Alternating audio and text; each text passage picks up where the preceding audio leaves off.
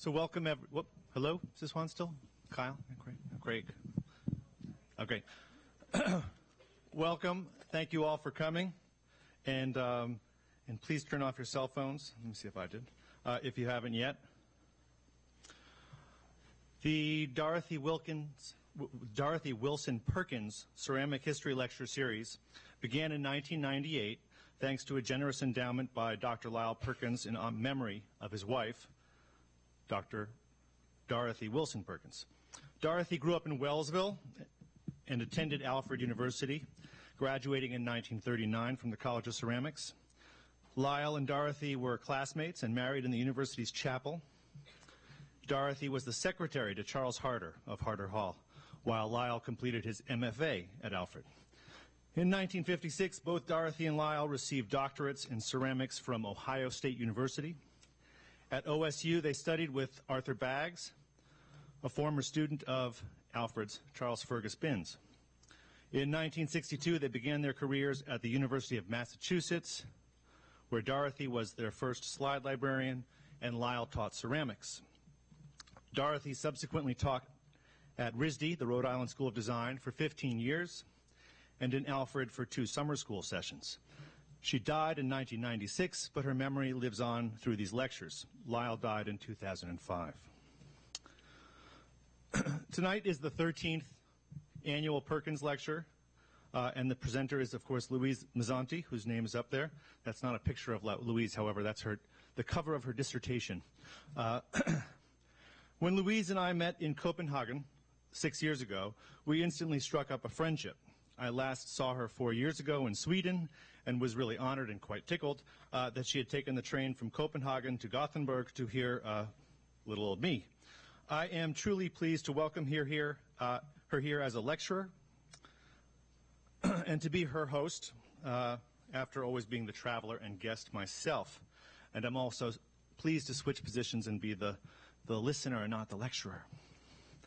Louise and I became acquainted in talking about Anders Roald's work, so she seemed the natural person to bring over while having the current exhibition in the Schein Joseph Museum. And that's not a sexist comment. Anders wasn't married to Marie yet, so.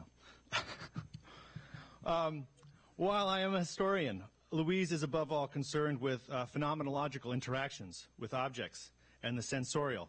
She writes very broadly on textiles and jewelry as well as ceramics and was a founding member of Think Tank, whose publication you see here, a European initiative to rethink the relationships and concepts of applied arts, decorative arts, craft, and design. And I might add that all of these are online and accessible if you don't have, you don't need the print publication.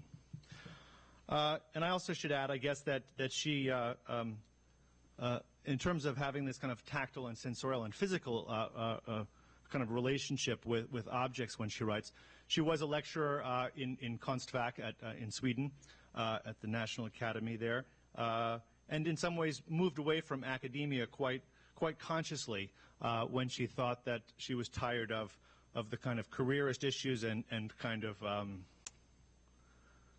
pressures as well, but perhaps I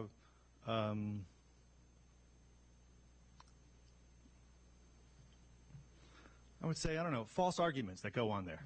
Yeah. We're having a bit of a Danish invasion in Alfred this fall, and I am partly to blame, or to thank,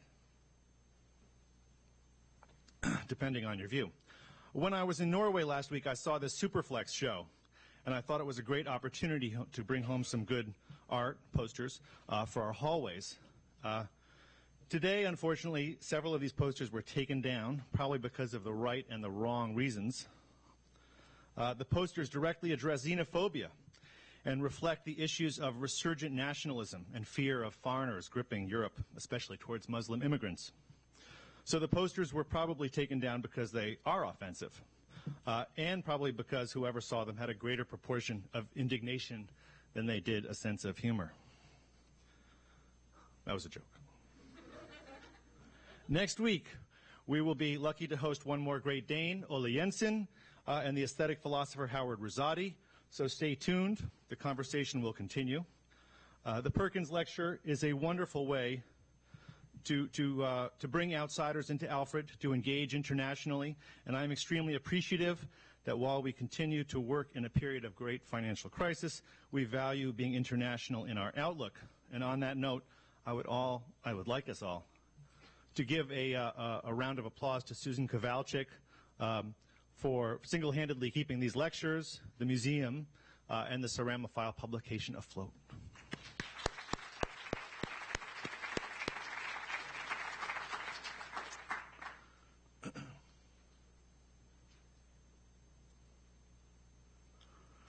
For those of you who came to the artist talks given by Marie Torbensdotter Hermann and Anders Ruwald, you have already gotten a glimpse of Louise's life.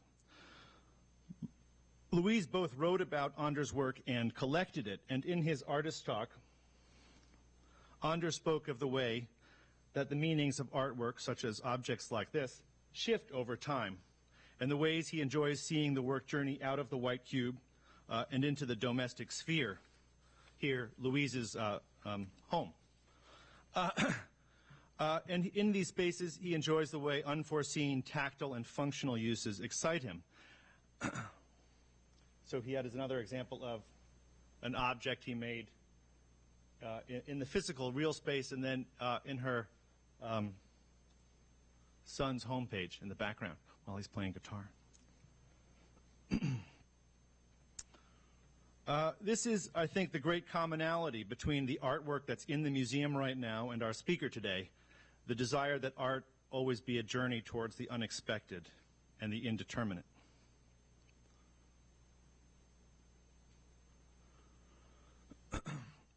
So after the talk, we will be having a Q&A session. I'll have a microphone so everyone can hear your questions. And I'm sure that Louise will welcome questions about echo chamber as well as her own talk. So thank you all for coming tonight, and please give me a hand in welcoming Louise Mazanti.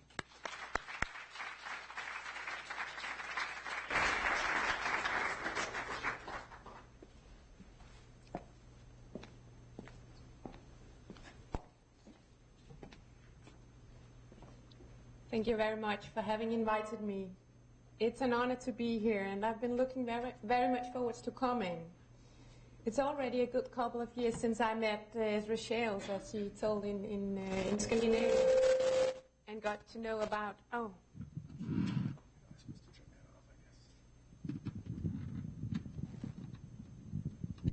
Yes, can you take it away?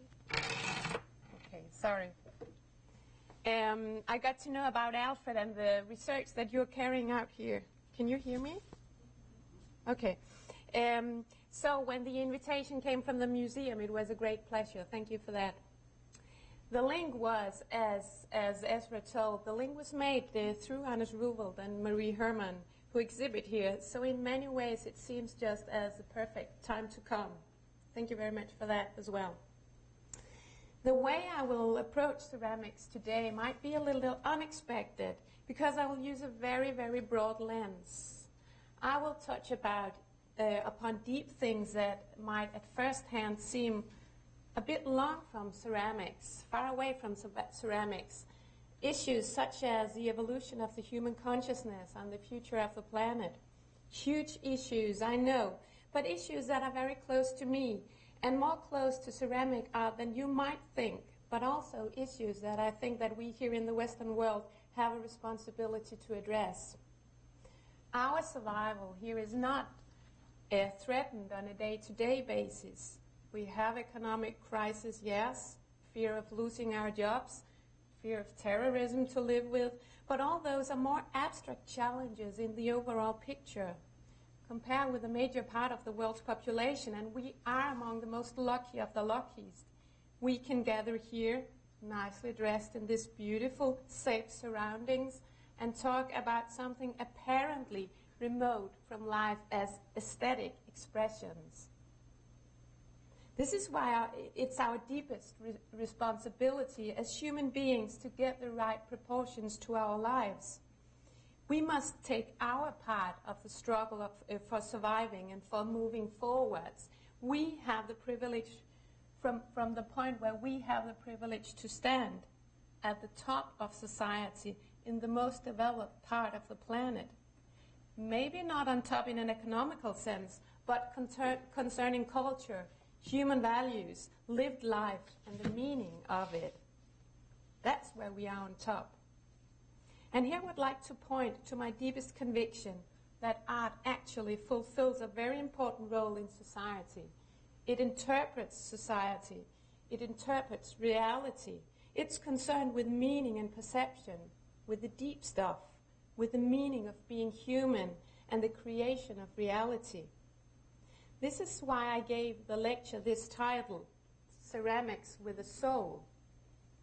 The soul refers to the deeper level, the level beyond the conscious level of everyday life and everyday experiences. The soul is where the deepest meaning resides, the deepest meaning of humanness. And why did I choose this image for the presentation on ceramics? Clades, this group, is a very interesting Danish group of ceramicists. I put on the website because I encourage you to check out more what they do. But I chose this image because in many ways it summarizes one of my main points today, that ceramics is a perfect bridge between the inner world of the artist that sees something intuitively with the inner eye and the world of realities and lived life. Because what is it that she creates in all her native, intuitive humanness? She creates a vessel form. She refers to the world that we live in. She never loses this human perspective of sight. And that is what art is in general for me, and ceramics specifically. And this will be my perspective for today, that art holds a very important key to understand humanness. And therefore art has to do with the very deep issues of the meaning of life and the evolution of consciousness. This is a contribution that I think it's our responsibility to address. It's so easy to get absorbed in the humdrum of the art scene, its discourse and its closed circuits. What I'm suggesting is that we break this chain of internal meaning for a moment and use a more like a helicopter's perspective, or maybe more precisely, a satellite's perspective, to look at life on Earth and our contribution to it, right from where we stand.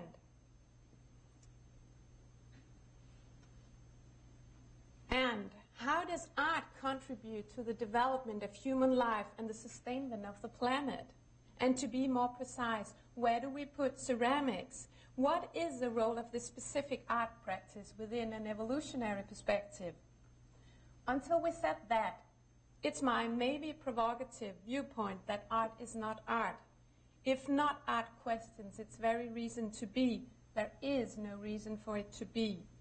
Then it enters a circuit of sleeping consumerism, entertainment, and personal promotion that sneaks in the minute that something loses ideals. Ideals is, for me, its very reason to be. Remember that ideal comes from the Greek word idea, eistasis, image. If there is no image, no highest standard, no purpose, then things dissolve into indifference. So this is what I'm going to set today, a highest standard for art, and for ceramics especially, a framework from where to understand the practice. And luckily, you could say, the meaning is already big time out there. I'm not going to propose a revolution from part of the artist, and I can see there are a lot of students here, so that's especially a point that I address for you. What you do is exactly the right thing. What you do and what you need to do, you have to do it. The last thing I would suggest in this world would be to suggest a kind of aesthetic scheme for right or for deep art. You need to explore exactly the corners of whatever that you explore. Instead, my perspective is a perspective of the critic, the viewer, the consumer, the interpreter, the collector. What I'm offering is an interpretation of contemporary ceramic art according to human values, not according to a scientifically approved theoretical position. In fact, I had to leave academia to be able to develop these thoughts. They're not scientific in a traditional way. What I'm calling for here is another truth. It's a felt truth. It's a truth from the heart, and everyone of you have to consider its relevance, not with your analytical and critical mind, but with a new kind of openness. You will have to ask yourself if the perspective that I'm going to present resonates with you in some way. For me, that's a test of relevance. Does it resonate? And what I'm trying to establish here is a new way to perceive ceramic art and to read its message. You could call it a humanistic aesthetic or an evolutionary aesthetic. This lecture is about applying a whole new viewpoint to ceramics, offered from a deep engagement with ceramic art and from an engagement with human progress and values. As I stay at this point, you will know that I will be putting forward a vision and an ideal. It's a tool to see ceramics from a satellite's perspective of evolution.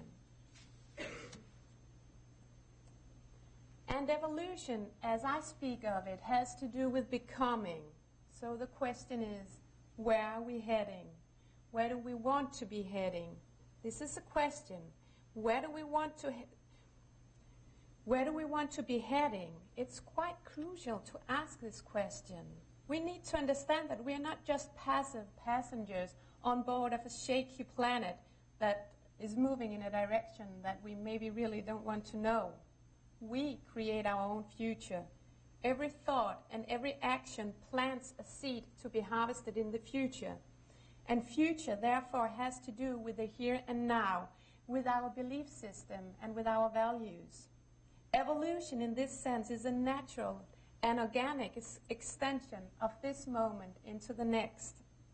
And also, it's important to note, in the term of evolution is a built-in expectation of progression and improvement. The history of humankind has been one long striving for progression. We expect the future to be better, and we build it from the moment that we have. And this is where ceramics comes in. To me, it seems as if humankind is going through a deep crisis of its own values. Material improvements, moral, social, and economic improvements are now showing their real flip side in social inequality, terrorism, war, and ecological exhaustion. So, is next step backwards, back to a romantic fantasy of living in a small local community? Or is there something that we don't see? How can we restore an image or an ideal for a future without regressing? How can we put a seed in the here and now, a seed that we would wish to harvest in the future? My answer is that by looking at ceramic art from a new perspective, we can find indicators that offers a vision for humanity that we strongly need. Ceramics simply offers experiences that transcend the worn-out paradigm of reality. This paradigm has proved itself to be unbalanced and unsustainable, and ceramics therefore can help us to see what we can't see. What we need to embrace is the unknown. Envisioning the future from the existing moment is not a way forwards. We need to look in other directions. We need to risk a leap of faith in order to restore the vision of a future that is truly sustainable. In my viewpoint, this is a true role of art in general, if it has any place in society at all. It's not a new phenomenon that art has struggled with finding its role in society. This has been a philosophical and art theoretical discussion since the very beginning of art as a modern independent practice. My contribution to this discussion is to ask how art can serve society, serve humanity now, in this exact historical, political, philosophical, religious reality that we live in. How does art serve us? And the answer is simple: by questioning reality, by pointing beyond, by pointing to what we don't see, by pointing to what we don't understand, by stripping our minds right open, by pointing to exactly what is unseen by the modern, rational paradigm, bridging this world to the depth we can't define. Only sense. We can sense something. This is why artists are usually very sensitive people, and this is why art has a capacity to move us who contemplate it. Art is about sensing the unseen, the unmeasured, the undescribable. Art is this membrane between this reality as we cognitively, rationally, collectively define it, and the beyond, the something else, the unknown, that still communicates us through the calling of art. Art simply exists in this wider reality. Art simply cannot adapt to the codes of our reality. It doesn't have a well-defined place, as, for example, this bottle, or this laptop, or this pair of shoes. Art is beyond that kind of definitions. The only way we can cope with art is to disarm it by calling it art, or deal with it as leisure. I mean, think about it. It is weird. We have an enormous bulk of phenomena that we just call art, and then everybody knows what it is and where to put it in our cognitive mind and in the landmap of society. But what does it mean? What I suggest is that we take this question very seriously, because I think that art has a calling, and that calling is exactly what it does. The calling of art is to resist definition, to awaken our evolutionary calling, to expand our conception of reality. And those 3 points are closely interlinked. Let me explain. To resist definition is what I just mentioned, that art does not have a well-defined place and a clear function in reality simply because it does not adapt to the codes of reality. It can only be recognized as a piece of art. It does not fulfill any other function.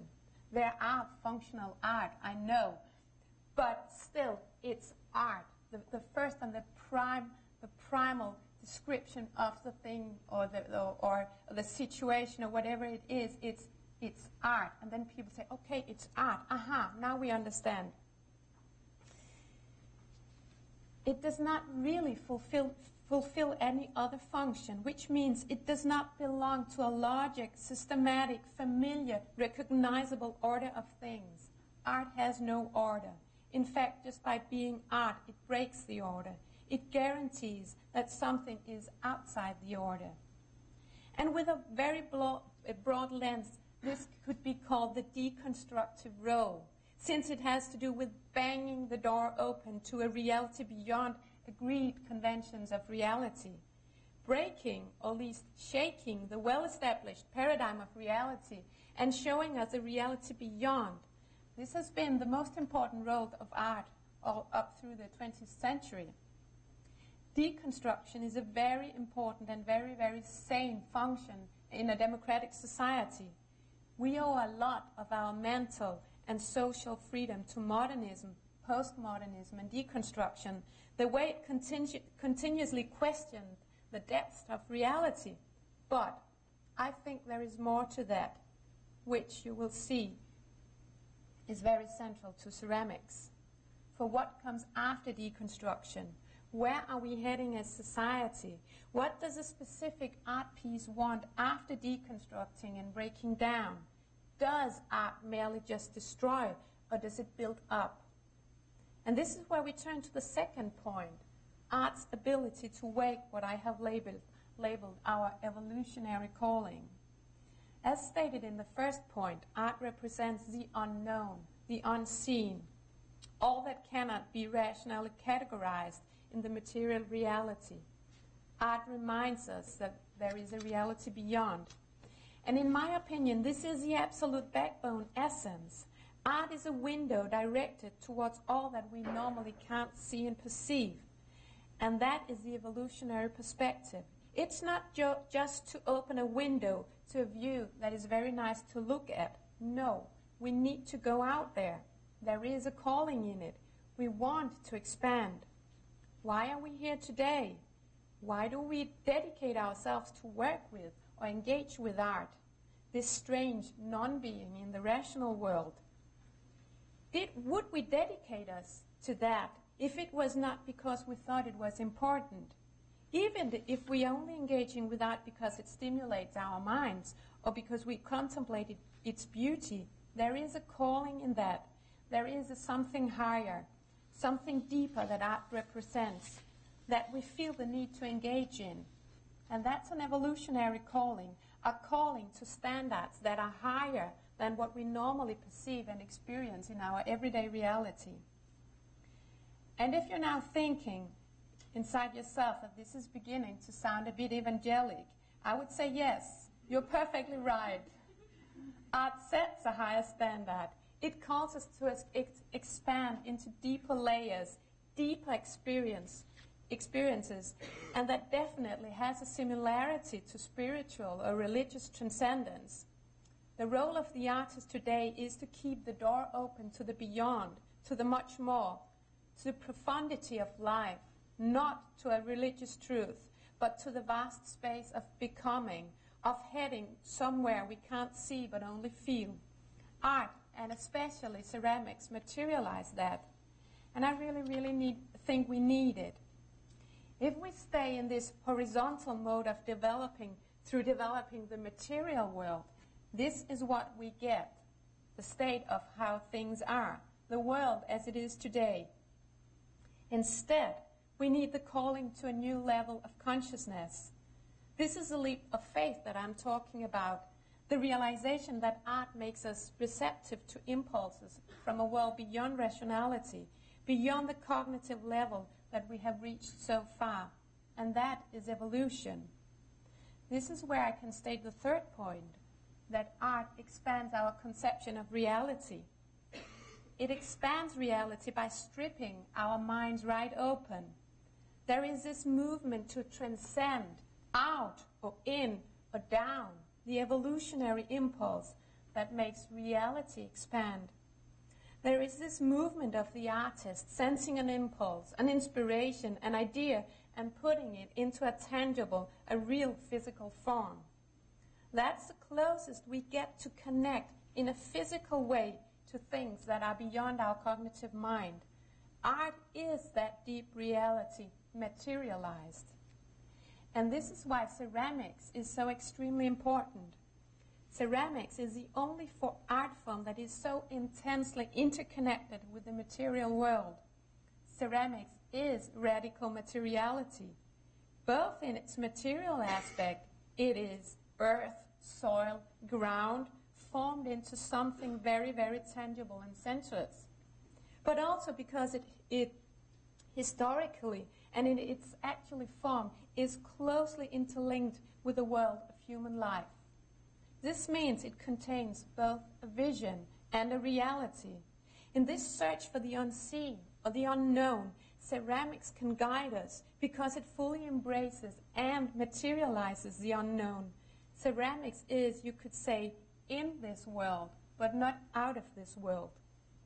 And by being this very physical, material art form, ceramic art simply has a special place in the evolutionary line of thought. Ceramics plays an important part in stripping the mind open, which means that it is an important contribution to the development of human consciousness. And this development takes place through three different ways that you could say ceramic art communicates with human consciousness.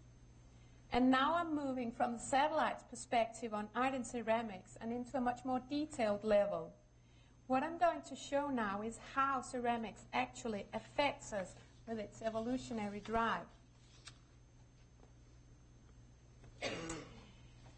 And as I stated, evolution is about expanding human consciousness. And to access consciousness, we have three main ways: the body or the senses, the emotional level of the feelings, and the mental level of thought. And as you can see, each of them represent a function of the human consciousness. The point is, what happens when we stretch these to their absolute limits? When we fully experience their height and their depth? Senses, emotions, and mind are the tools of consciousness, or the way that consciousness experiences reality, and also the way that consciousness expresses reality. So, what does a ceramic artist express, and what do we experience, and how does this affect human evolution? One by one, I'll explain how they influence our way of perceiving reality and thereby our way of evolving as humankind, imagining a possible future.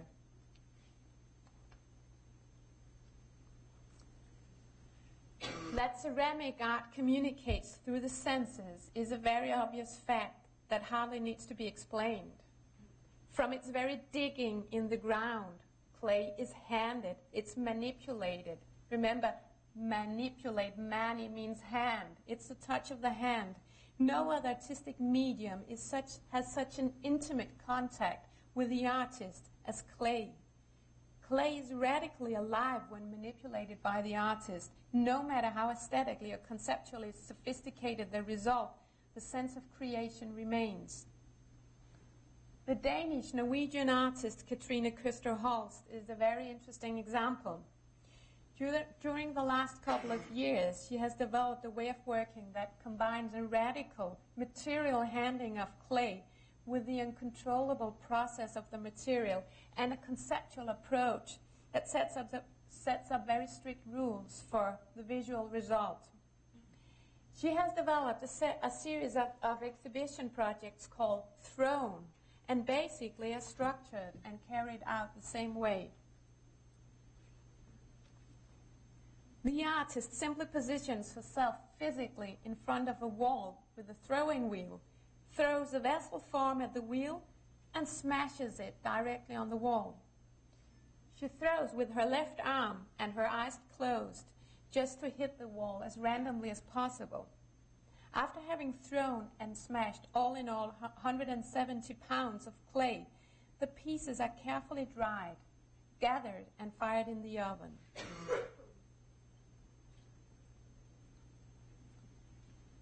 In different installations, the artist has invented different conceptual frames for how to arrange the pieces. In this project, Throne version 4, that was on display in Paris last summer, she measured up a grid and arranged the pieces according to the weight of the individual pieces.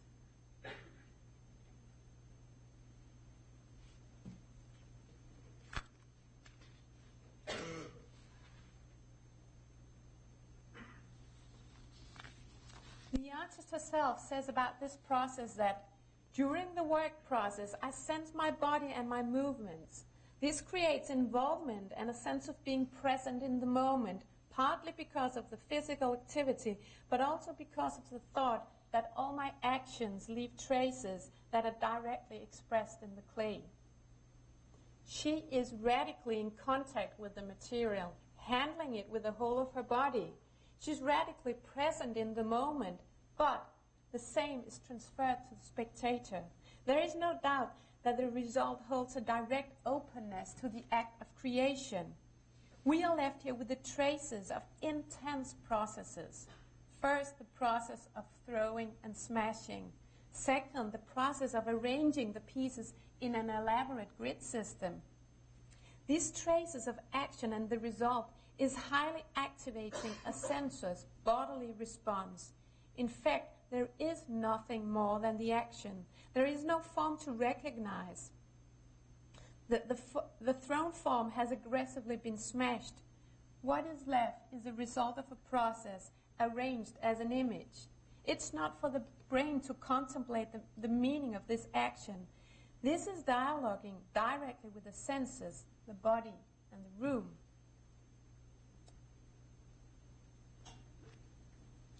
It's also interesting to note that Køster Holst differs between a radically aggressive, you could call it aggressive approach, throwing and smashing, but following an extreme care in rearranging it in a grid that comes into a very beautiful pattern.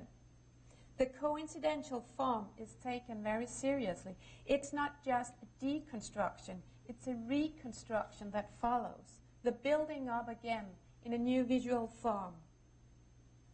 And what does a project like this mean in the context that I have set up? Here we see an example of how ceramics are able to create an extremely sense-based experience. Køster Holst does not allow the normal codes of meaning creation to influence her work. We don't get any hints of normal categorization of the familiar world of things. Random, abrupt form arranged according to mathematic rules.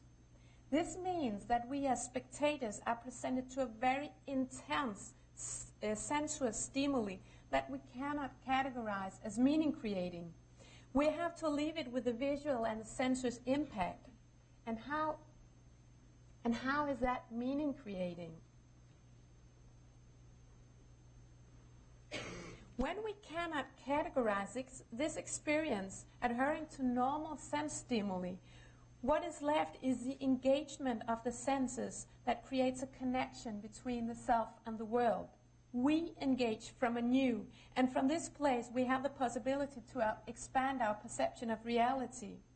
We are not left with a bunch of totally meaningless sensuous stimuli, but they are just meaning-creating in a way that is unfamiliar to the mind. And this means simply that we experience a sense-based expansion of reality, but an expansion that we are utterly engaged in. It's our senses, our bodies that are involved.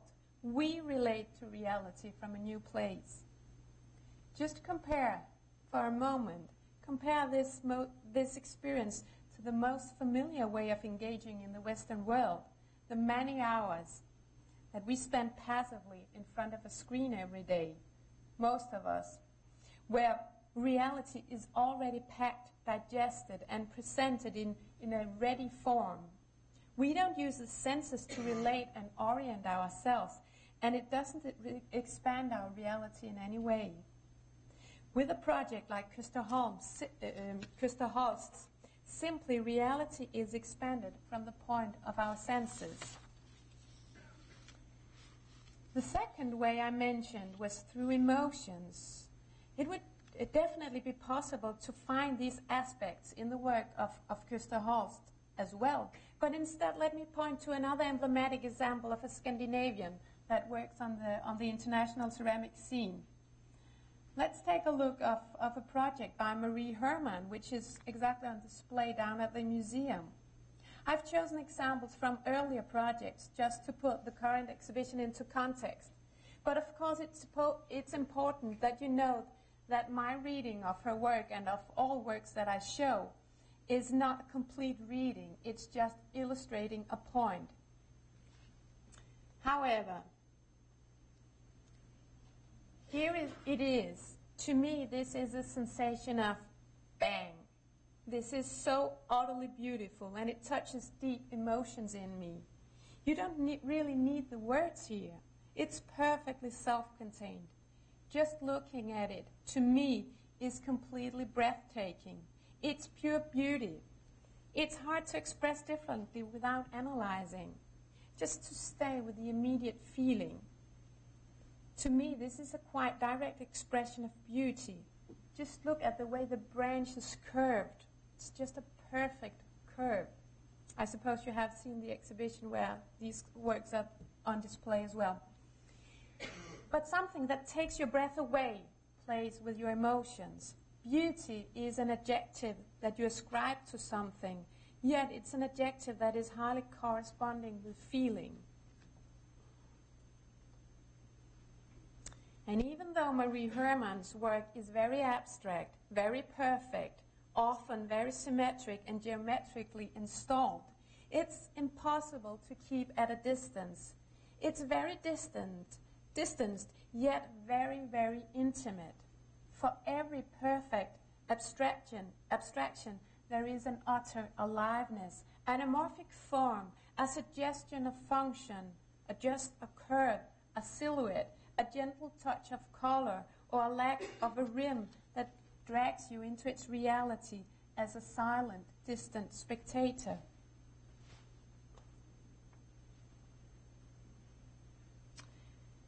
Every piece or every installation seems as a whole in itself. Actually, they don't need an outer world of the spectator. They are complete in themselves, materializing in the most beautiful way the balance between presence and absence, between precision and human touch, a geometrical humanness, you could call it. Just look at the relation and the rhythm between the objects. No one can be missed. Nothing can be missed. It's whole and complete in itself. Every piece is unique, but it never stands alone. It's a part of a greater whole. And this greater whole, by its very direct functional references, still keeps the door open to human life. The functional forms keep expectations open. They invite the reality of human life, but don't depend on it. And in this way, you could say Marie Hermann creates a space that holds a very important position. Invite the reality of human life, but don't depend on it. And what does that mean in the context that I have set up? First of all, beauty. Beauty is a direct pull. Beauty has the effect that you just want to melt with the object. It's like a law of attraction, a desire both to own and to give yourself to the desired. In this case, there is just a whole world that you want to melt into. This is a pull to unite with a reality that the artist sets up. And this is a very, very privileged position. The artist really has us in the palm of her hands here. Melting together is the same of becoming a part of something bigger than yourself. We open ourselves to a perspective of something beyond. Beauty cannot be explained. It has to be experienced, because in the experience you sense that something is greater than the reality of our normal, everyday consciousness. The German philosopher Immanuel Kant, that defined human consciousness as long ago as in the latter 1700, called this experience an experience of the sublime. And here he points to a very, very important aspect. The sublime, the something beyond, breaches the categories of the mind. Something sublime simply does not fit into our normal scheme of mental categorization. In other words, the sublime strips our minds right open. Beauty then has this extremely important function to pull us towards something that our mind cannot grasp. We just have to surrender into the reality of something beyond. This is indeed a widening of our cognitive perspective, an expansion of our consciousness. What we are called into with the beauty of Marie Hermann's work is a reality that is self-contained, yet very, very communicative. As much as her work is abstract and distant, it also remains connected to this world. Pots, vases, functions, rims, a universe of form that we recognize, but still we cannot put it into the usual mental categorization. The categorization is suspended, so to say, which means the mind cannot rest in its familiar recognition of reality. A new universe has emerged, and you are there as a spectator, but silent. You don't define, you listen. That means, as I pointed out a moment ago, that the work invites the reality of human life, but does not depend on it. The self-contained beyond still wants you to be there, but does not wait for you to define it. And this is a very, very valuable human experience. This allows us to connect to a reality that is bigger than the existing one. And please note the wording, connect. We connect. We build a bridge. We don't totally throw ourselves into and get lost into the beyond. We stay in our world, here where we are, in the ceramic pieces symbolized by all the familiar references in form. And exactly from this point, we connect to something wider than the existing. And this is the moment of expansion. It's not, this is one reality, our known reality, the reality. And that's another reality, the sub-reality of art. No, we form part of the same reality. The artwork forms the actual physical bridge. It's a materialization, the evidence that human consciousness is able to expand, and does it. Emotions, in short, means engagement, actual bridging, actual melting together with or pulling away from it if it's a negative emotion. But the emotion indicates a relation.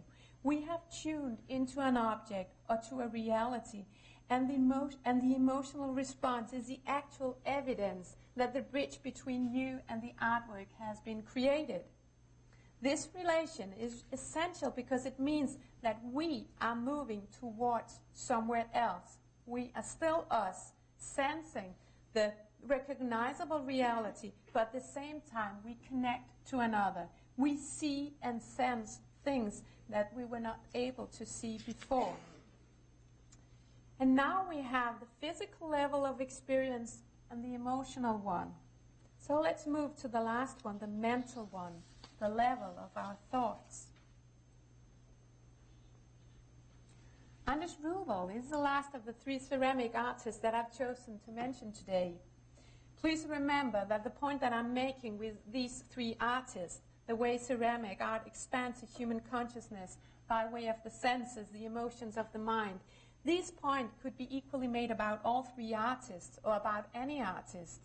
In reality, we always have both sensual, emotional, and mental responses at the same time. Just remember that I'm only using these examples because they illustrate a point. But okay, this example here, the first work that I'm showing, is very seminal for his work, the way it shows that Anders Rubel at the same time is concerned with objects, with space and context, and with meaning creation. The context in which his work exists is always present, as you can see symbolically here, with the vase and its shelf. What he tells us here is that the object never exists independently. The meaning of the object is created in the context. This puts the spectator in a quite active role. The spectator is the one that perceives both object and space and has to synthesize it into meaning. And this is, as you will see, a mental activity. Entering an exhibition space of Anders Rubel clearly marks the entrance into a logic that transgresses the familiar reality. Our predefined concepts of reality are put out of sense.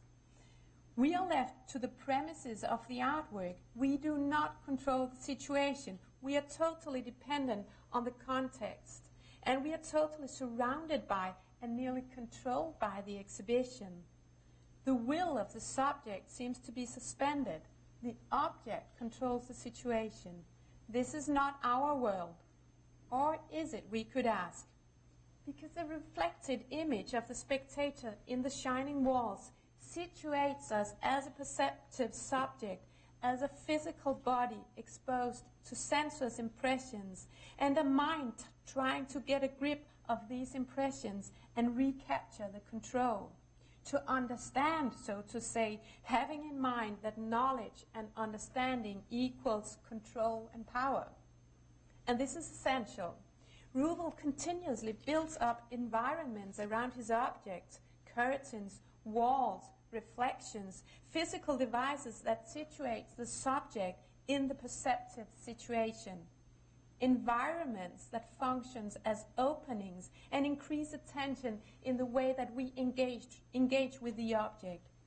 When we are pointed out as physical, perceptive subjects, we enter into a dialogue with the object. The balance is changed, and the object is no longer just speaking its own enigmatic presence to us.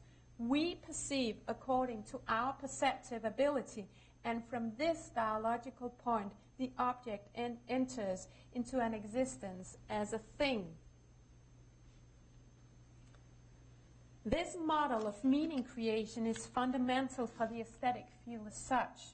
Here we find a direct relation back to the way Kant defined aesthetics as a turning point of the theory of knowledge, as the bridge between subjective reality produced by the mind and the objective, sensuous world which we could actually know nothing about.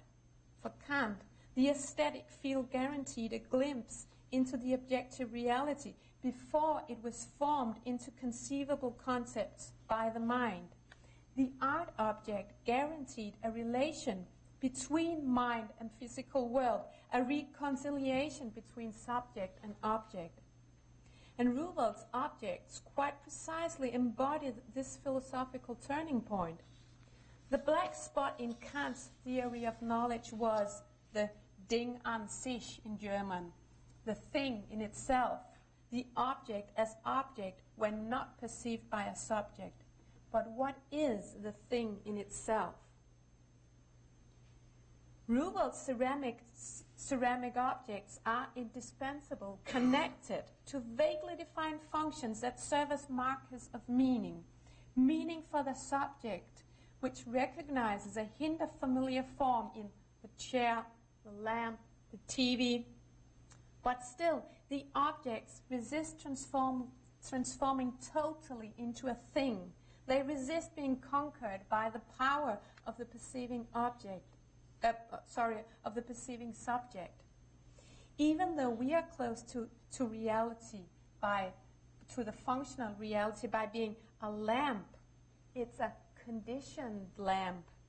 It's not in itself, it's just one in a series. And this is also interesting about Ruwald. He always works in series.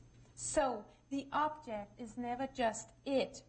We can see it's a lamp, but there is still a very big but. His work contains a predestined relation to the world of things, at the same time as a keep an openness and a resistance to the predefined and culturally learned concepts of the mind. We simply cannot conceive these objects and their inner logic. We can get a glimpse, but we can never turn them into things. Simply, they refuse to be dominated by the mind. And this is what I mentioned as a calling of art, to refuse definition and to strip our minds right open. The works of Ruwald are very good examples of the way that our mental capacity is stretched in order to regain control of the situation. The environments are so complex yet familiar that the mind really pulsates between transcending and including, which means surrendering to the unknown and transforming it into recognition, between stretching and recognizing. And this essential question mark to the nature of things is what I have called a mental expansion of the human consciousness.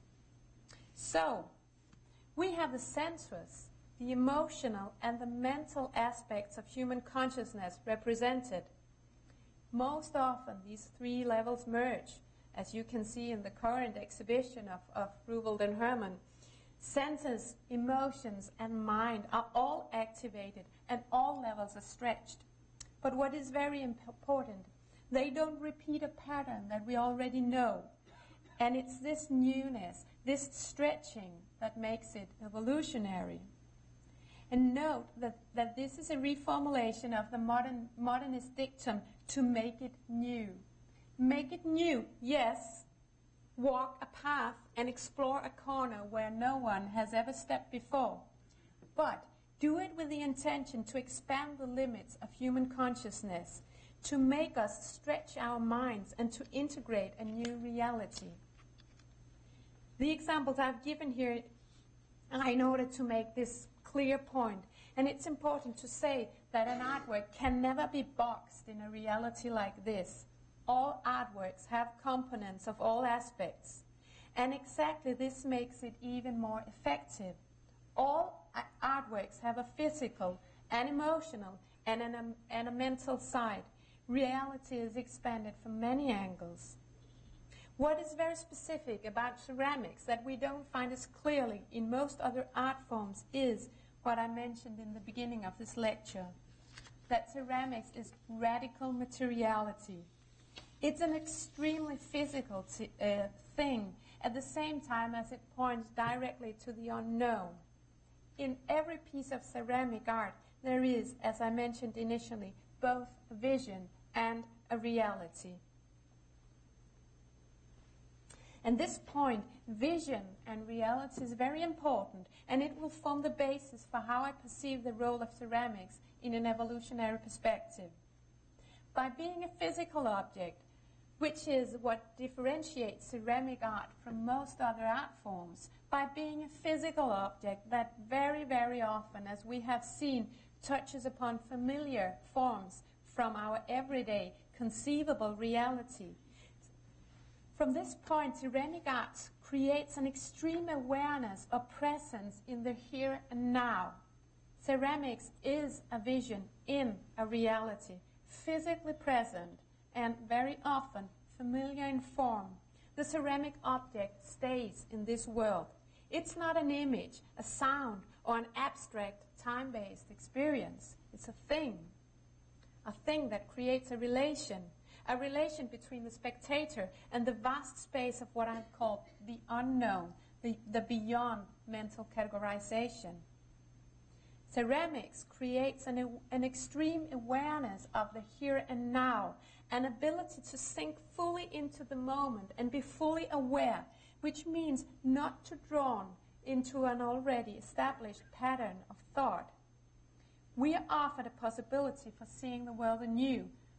We are offered a possibility for sinking into the moment, not to drift away or lose ground. We are talking about an expanded condition, not something else, something alien to this world, but something bigger. And this is an important point. Here we find a very precise example of art's great potential to transcend. When contemplating an art object, as in Marie Hermann's example very clearly, we suspend all other activities. We are simply aware. We don't want to eat it. We don't want to own it, run away from it. We just want to be with it. And that is contemplative awareness. We are resting in basic awareness, and at this very moment, resting in basic awareness, the filter of codes weakens. The filter of the cultural codes of the mind that defines reality, they are weakened. Art can grab your attention and suspend it, and from that moment, you can really transcend the given. And that's what ceramics wants us to do. That is what it makes us do. It transcends the realm of perception beyond the limits of physical senses. It expands awareness and thereby expands our perception into higher frequencies. And remember what I mentioned in the beginning of this lecture, that evolution is always an extension of this moment into the next. Of the seed planted in this moment, harvested in the next. Ceramics really holds an important position in this cultural field of the future, because especially this art form stretches our mind to the limits, including all the capacities of our conscious mind, body, emotions, and mental activity. Ceramics, in a very tangible way, transcends our everyday consciousness by being everyday transcended. It bangs the door open into another and still not mentally categorized reality. But, as a very important point, it does not close the door again. We are not left free-floating in a space that we cannot perceive. The object is real. The here and now is real. It's just our brains that need to adapt.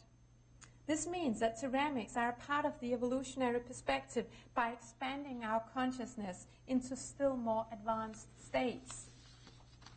And precisely this point is the dynamics of all evolution. Transcend and include, transcend and include. Or you could say transcend, expand and include.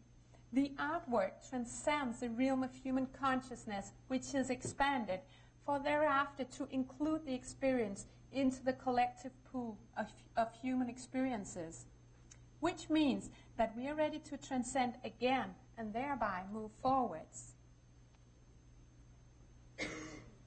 In this way, you could say that ceramics, or we could talk about art in general here, it does not merely mirror society or is an expression of culture, as it is often said. Art creates culture. It creates our collective reality because it constantly stretches the borders of our conscious mental capacity.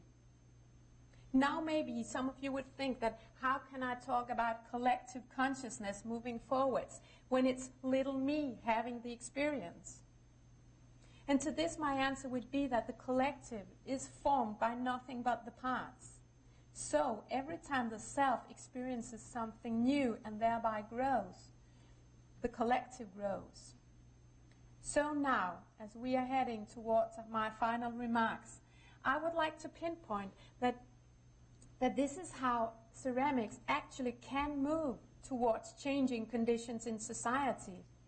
By being unbound of cultural and societal conventions, by challenging the cultural coding, we find an extremely important potential in ceramic art. Here we find the seed that we need to plant. To understand an artwork, I must, in some degree, enter its horizon, stretch my own boundaries, and thus grow in the process. Which means that the fusion of horizon is a broadening of the self. It's the broadening of my consciousness and thereby of the collective consciousness. The artwork feeds the imagination and helps us imagine reality beyond where we are.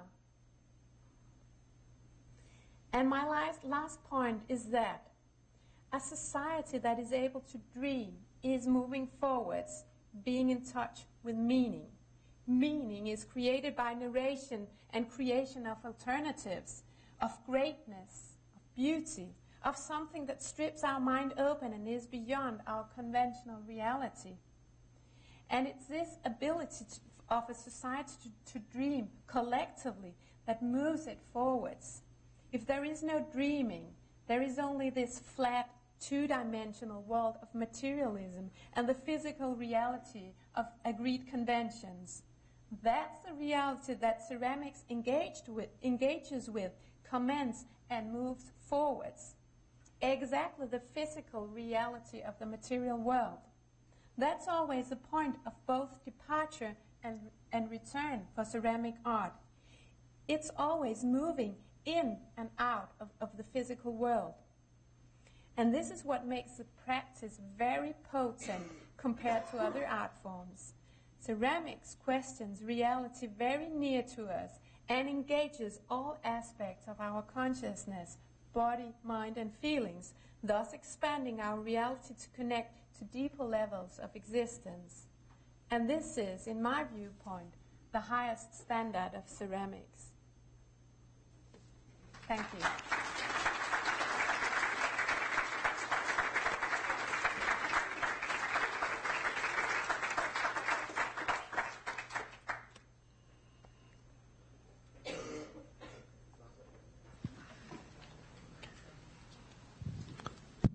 Thank you, Louise.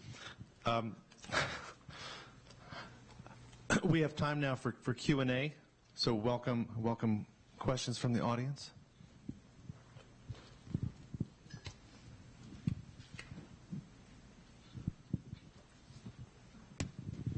In one of your articles, materials or places in material culture and other articles, you've mentioned the term autonomous art or semi-autonomous, and I was wondering what exactly would be your personal subjective definition of autonomy? I use the term autonomy and semi-autonomy to define the way that craft or ceramic art, the way it functions as an object. An autonomous object is an object that does not have any meaning in the everyday, in the context. It's just a meaning in itself. A semi-autonomous object would be a craft object or a ceramic object that has a relation to the everyday, to the lived reality. It's like, as I stated in the lecture, it's both a vision and a reality. It's as much reality as it is vision. And that's the thing about, especially for ceramics, this physical presence and very often the functional level keeps it in reality, but with the door wide open to the non-reality, and that's exactly the semi-autonomous position.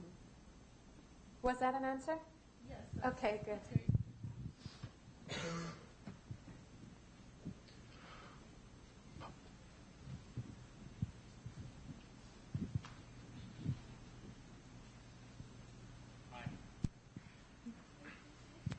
You started out your lecture where you had something where you used the perspective of today on how you wanted to deal with this lecture.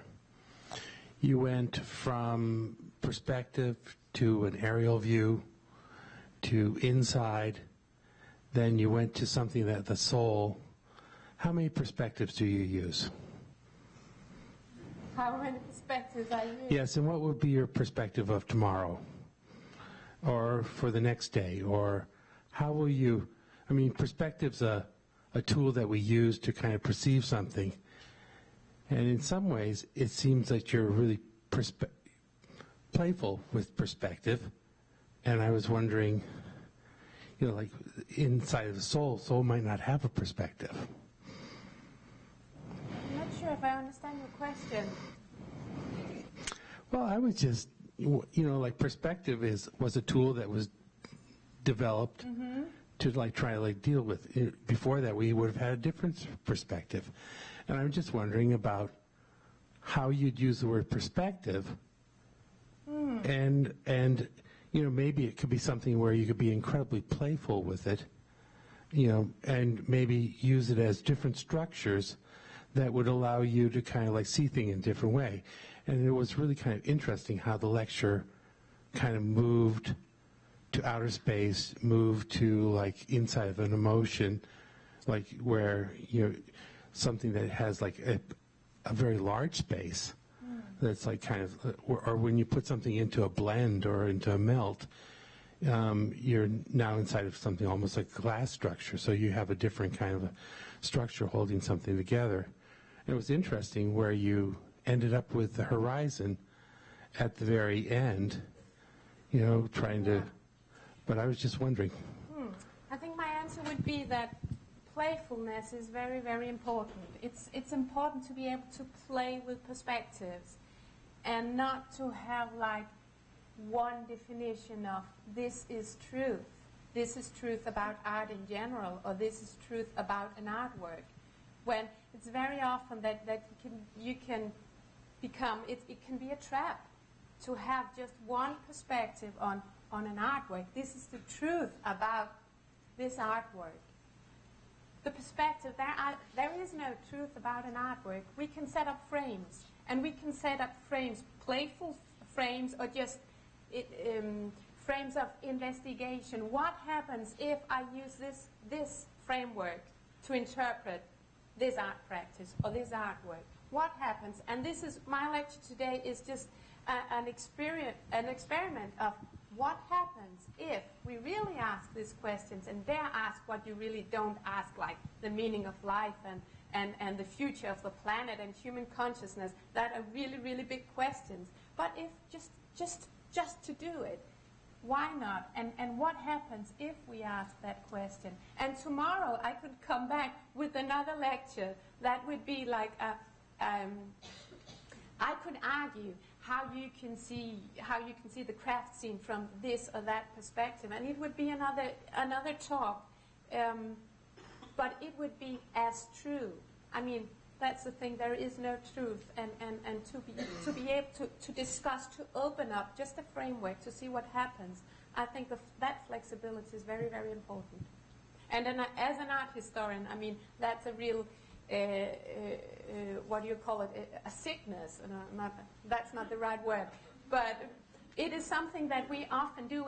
And what I experienced when I was very engaged in the academic world, that it's like a competition of perspectives. It's my perspective that is the right one. I hold the key to understand this or that, and that's very dangerous. I mean, the openness, just to suggest a framework or a perspective. And it's very important for you as students to understand that no art historian and no art theoretical position will ever be able to explain the truth about your work.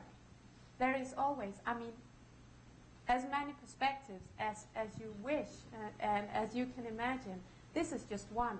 This is just to see what happens if we ask those big questions. Thank you, thank you. Any more questions from the audience? Yeah.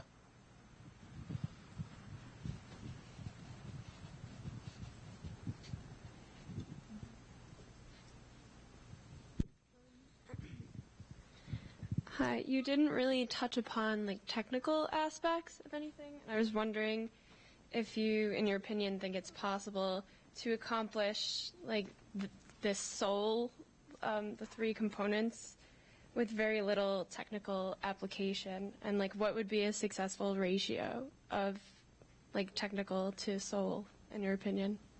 Ooh, I think that's a difficult one. I never get my feet wet, you could say. I have never done anything creative, artistic myself with my hands. My brain is a creative part. So I don't know very much about techniques and the physical process of creation. But your question, as I understood it, was about how much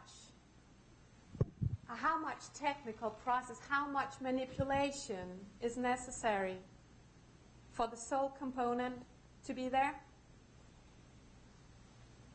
Again, this is a very good moment to state that there is no answer for that.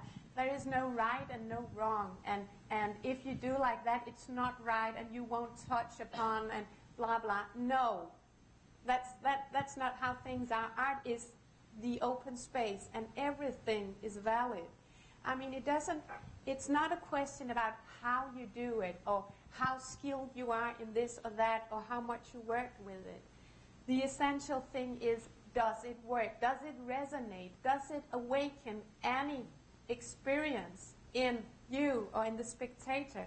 Is it alive? Does it communicate something? And communication could be, I mean, from a thing that is just thrown and smashed.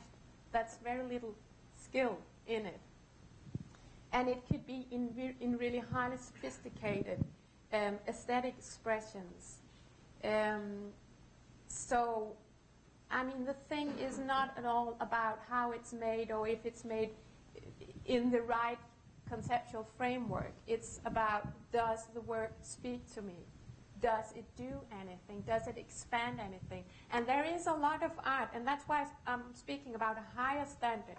There is so much art that is, it's fine, it's good, it's okay, but it doesn't do anything. It's not just about being new, but it's about being, does it stretch anything? Does it challenge? Does it question? Does it anything? What does it want?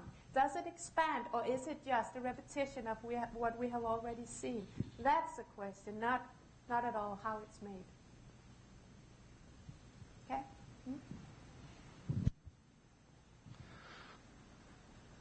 More questions? Oh, thank you. Thank you. You were mentioning in your lecture that like one of the beauties and mystery of ceramics objects is that they have recognizable forms, and beyond the recognizable forms there's kind of a deeper aspect of unconsciousness and reality embedded into it. But I was wondering what you thought about ceramic art objects that weren't really recognizable, like, you know, installations or things that look more outside of the recognizable object of like what we think ceramic objects are. So I wanted to hear your thought about that. Yeah. Yeah, ceramic sculpture. Let me take just this example. This example is actually not about functional forms. Okay, she throws vessel and and that is her point of departure. But this is a sculptural installation. Still, I would say ceramics often, even though it's not familiar functional forms, it still has this very, very sensuous way of communicating. It's still related to us because we relate very, very strongly, both with the senses and with the emotions to it. It speaks. Ceramics has this ability to speak to our senses in a certain way that maybe some other sculptural material doesn't. So I think that's the way. It's not just about framing. This is ceramic art, and this is not, or this is installation, and therefore it doesn't fit into that framework. I think we really, really need to get rid of those categorizations and just say, how does this communicate? What does it tell us? On what level does it resonate with something? And functional or not functional, it's not the question. It can still point to this expansion or to this openness, also without relating to the reality of the everyday. And exactly because of this creation of the here and now, of this very, very strong experience that especially ceramics holds this here and now, because you really engaged in a sensuous way with the object. That here and now is exactly the space from where you can go to the more expanded reality. Mm-hmm.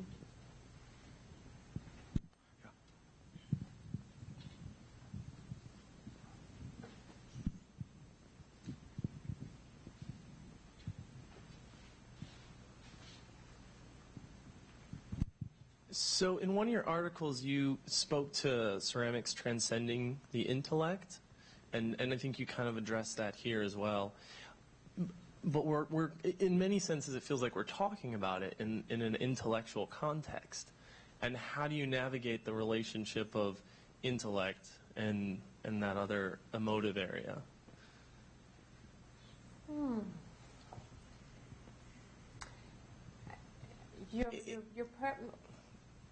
Yeah, was it more to? Well, no, just, I mean, especially in the sense of academia, because this is where we are, yeah. I guess.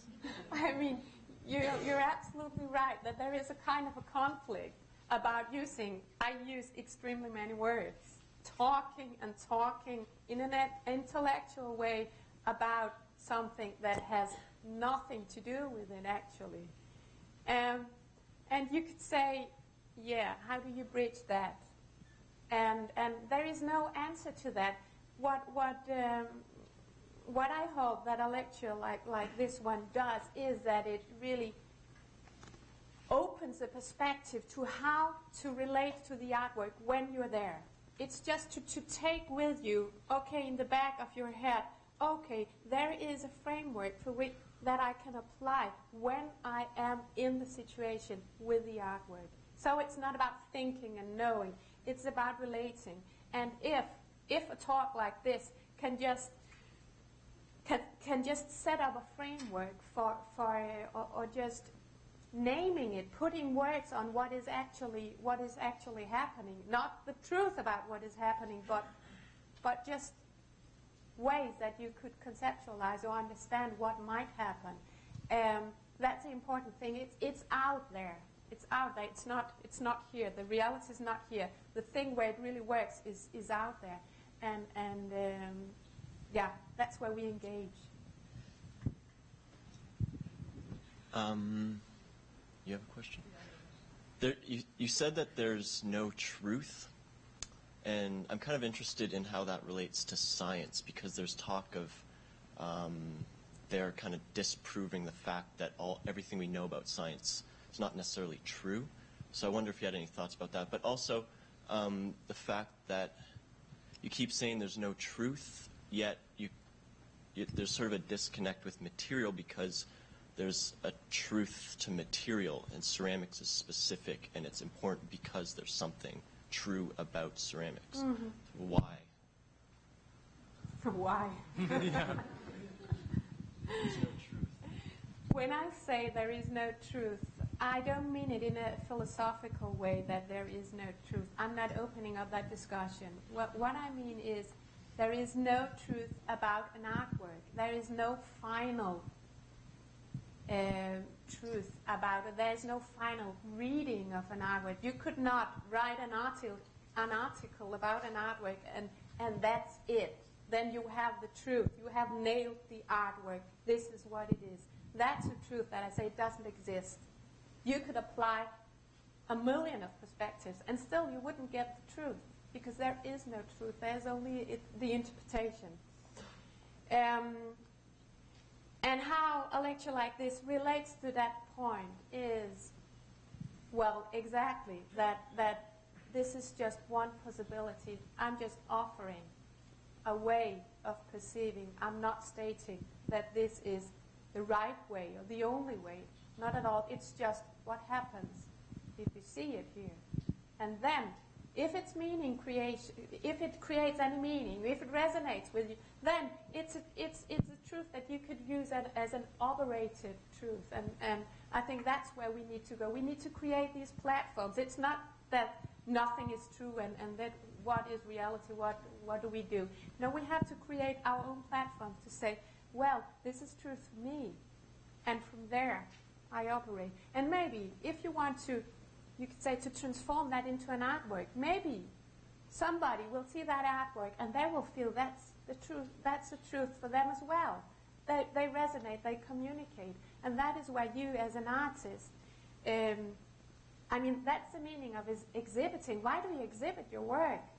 Because you hopefully, you want to communicate the thing inside of you. You want to communicate it to other people. So there is a kind of a feeling about truth from part of the artist, if it's honest work, if it's not just decorative or just, making it for fun. If you're really dedicated and honest about your work, it's about the truth that you want to communicate, and people will resonate with it.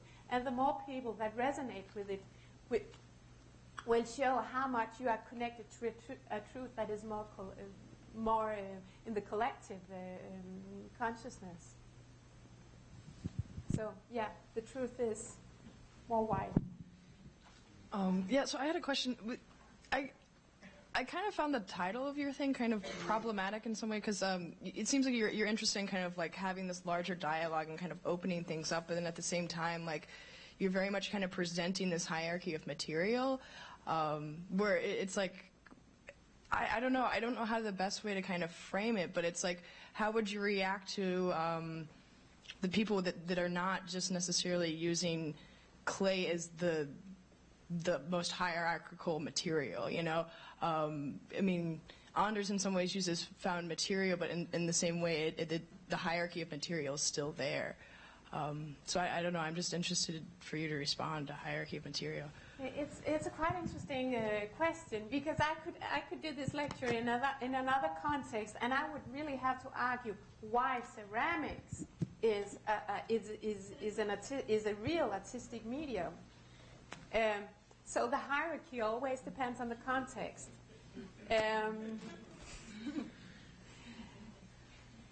And in this special situation, I was asked to do a lecture about ceramics, and of course I used ceramics. I looked more specific into ceramics in this broader context. So what was the question? I don't know if I had really a specific question, but just more of like, I don't know, exploring hierarchy of material in some way. Yeah.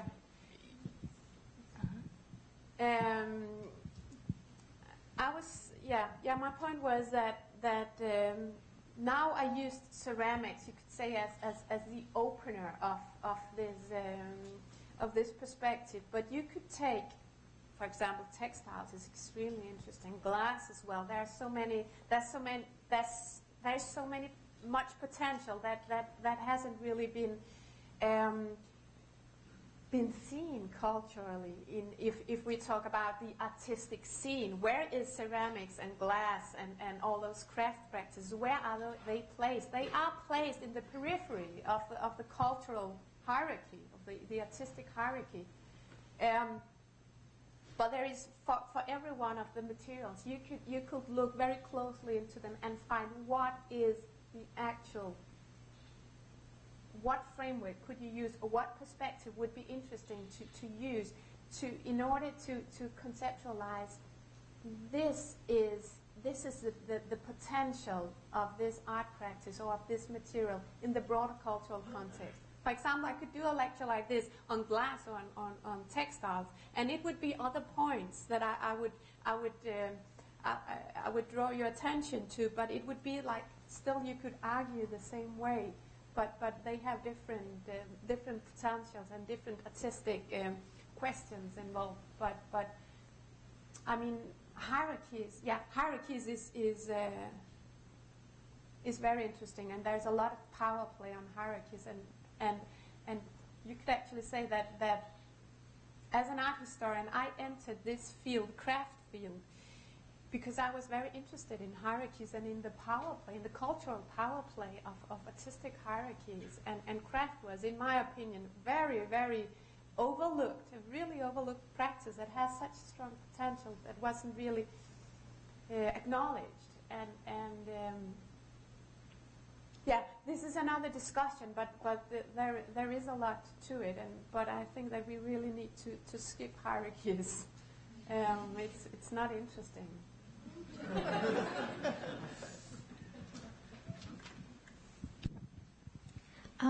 Yeah, I had a question about, you mentioned kind of evolutionary calling in the context of both, and that was when you had that list of resisting definition and expanding concepts of reality. And I think it might just be an issue of definition, but I was thinking of, evolution as very much an animal or person's relation to reality and kind of the interplay between those things. And maybe I'm thinking of this too much in terms of like a scientific definition of evolution, but and I was wondering how that evolutionary calling fits in with the other two, the resisting definition and the expanding concepts of reality. Okay. Yeah, let me just find the slide.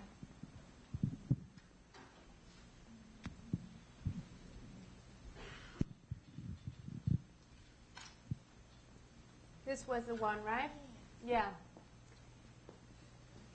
And your question was, how does the evolutionary calling fit into the other two? Yeah, maybe just explaining more of what you mean by evolutionary calling. I think it might just be a problem of definition. The evolutionary calling is the reason why we are engaged with art. We are engaged because we think it's important. Either it's, as I said, it stimulates our intellect or our emotions, our feelings, and whatever. Why are we interested? Why are we here? What are we doing? Why do we engage with art? Because we think it's important. We feel that art has a higher standard. There is something calling in art. There is something important. There's something deep. There is something beyond. And that is like lifting your consciousness from the horizontal studies, dinner, whatever you are doing in your practical life, and lifting it up to just a higher level. And that is, to me, as I defined it, that's an evolutionary calling, because it is about transcending the given, transcending reality, lifting your consciousness to what you don't understand, to what is not familiar. So that's the expansion. That is evolutionary. So the connotation of survival... Just a moment. Oh, I'm sorry. Oh. No, just the mic. No, yeah. So, sorry. So the connotation of survival in an evolutionary context, that's not it's more a kind of an expansive rising beyond than a kind of...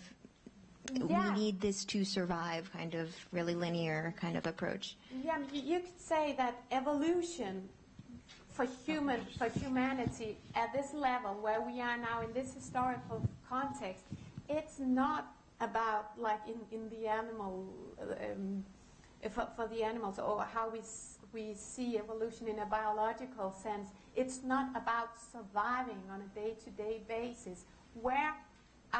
At what level of evolution is humanity now? We have reached a level where we dominate the material world. We can survive. We're not threatened. Maybe we have threats, but not like that's not where humanity is by level of consciousness right now. The next level, where are we moving as humanity? The next level is it's simply the expansion of consciousness. It's not control. It's not more controlling of the material world. It's another expansion. I would say this is the next step of our development. Does it? Yeah, thank you for that explanation. I was a little lost there. Okay, good.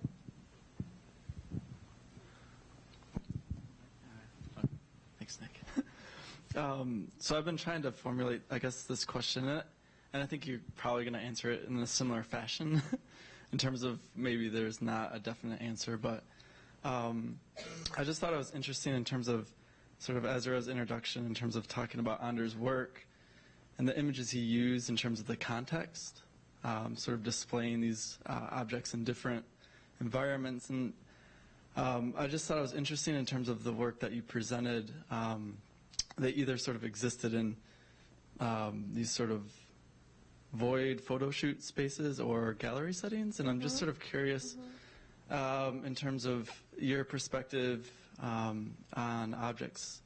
Yeah, great question. Yeah, and that sort of reliance, I mean, because I think, we can talk about these sort of ideas in this sort of, truth and meaning, but there's always that sort of context of that, like the physical space, and then the structure within that physical space, and then also like the structure of the gallery or the structure of the people who control the space and where it's at and who's coming to that space. So that sort of question is what I'm kind of interested in, I guess.